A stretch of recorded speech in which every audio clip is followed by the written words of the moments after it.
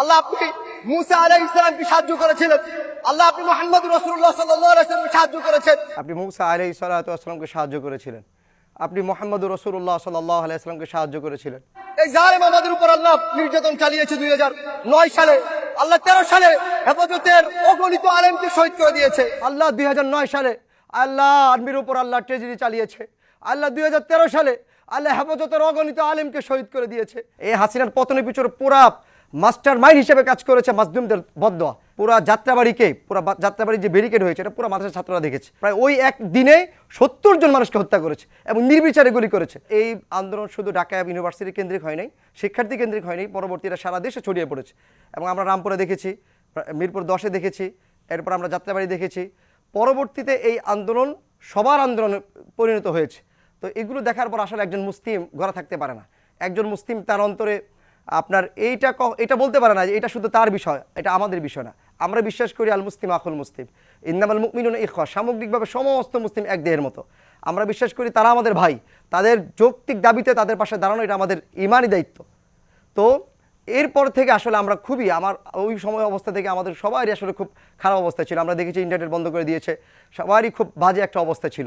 তো এরপরে যখন আলহামদুলিল্লাহ নাহিদ, আসিফ ওনারা যখন আবার ফিরে আসছেন এবং আন্দোলন যখন আরও বেগবান হলো, তো এরপরে জুলাই আগস্টে আমরা আলহামদুলিল্লাহ পুরা যাত্রাবাড়ি 17ই জুলাই থেকে আমরা পুরা যাত্রাবাড়ি সহ রায়েরবাগ সব জায়গায় আমরা দেখেছি তুমুল আন্দোলন হয়েছে এবং আলহামদুলিল্লাহ সেখানে থাকার আল্লাহ তারা সুযোগ দান করেছেন, আল্লাহর ফজল ও করম। তারপরে আমরা 4 আগস্ট আমরা একেবারে সেনাবাহিনীর সম্মুখে চলে গেছি। সেনাবাহিনী গিয়ে এই কথা বললাম যে এই মুহূর্তে আপনাদের দরকার, আপনারা ক্ষমতা আসেন। মানে সেনাবাহিনীকে আমরা তখন চেষ্টা করলাম যে তারা যেন ছাত্র জনতার উপর গুলি না করে এবং তারা যেন একটা বুঝ নেয়, আমরা সেই চেষ্টাটা করলাম। 5 আগস্ট আমি আমাদের ওই যে ওস্তাদে মোহতারাম একজন আসেন, আমি হুজুরকে বলেছি, হুজুর আমার যদি কিছু হয়ে যায় বা আপনার যদি কিছু হয় তাহলে আপনি আমার পরিবারকে দেখবেন আর আমি আপনার পরিবারকে দেখব। এরপর আমরা নেমে গেছি রাস্তায় এবং দেখলাম যে যাত্রাবাড়িতে যেটা হয়েছে, যাত্রাবাড়িতে আপনার যে হামলা হয়েছে এটা পুলিশ একজন মানুষের সাথে আচরণ করতে পারে না। যার মাঝে ন্যূনতম মনুষ্যত্ব আছে সে কখনো এভাবে পাখির মতো মারতে পারে না। মানুষগুলো কি করেছে ভাই? আপনি এভাবে গুলি করেছেন, তারা তো দেয়ালের পিছনে আড়াল হয়েছিল, তারা তো আপনাকে গুলিও করে নাই, আপনার গায়ে তো ইট ফাট করে মারে নাই, তাহলে আপনি এভাবে কেন তাদেরকে মেরে ফেলেছেন? প্রায় ওই এক দিনে 70 জন মানুষকে হত্যা করেছে এবং নির্বিচারে গুলি করেছে। আপনি কি আল্লাহকে ভয় করছেন না? এর প্রত্যেকটা বিচার আমরা দাবি করছি। যদি আওয়ামী লীগ যদি আবার পুনর্বাসন হয়, তো যারা শুধু প্রোফাইল লাল করেছে এবং যারা রাস্তা নেমেছে, হাসিনা প্রত্যেকটাকে ধরে ধরে আয়না করে নিবে, প্রত্যেকটা ধরে ধরে জেনে নিবে, প্রত্যেকটা মানুষকে আপনার ফাঁসির কাস্টে ঝুলাবে এবং লাশ খুঁজে পাওয়া যাবে না।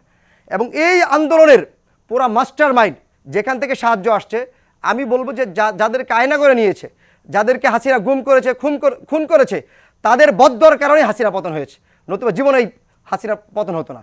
এই হাসিনার পতনের পিছনে পুরা মাস্টার মাইন্ড হিসেবে কাজ করেছে মাজলুমদের বদদোয়া।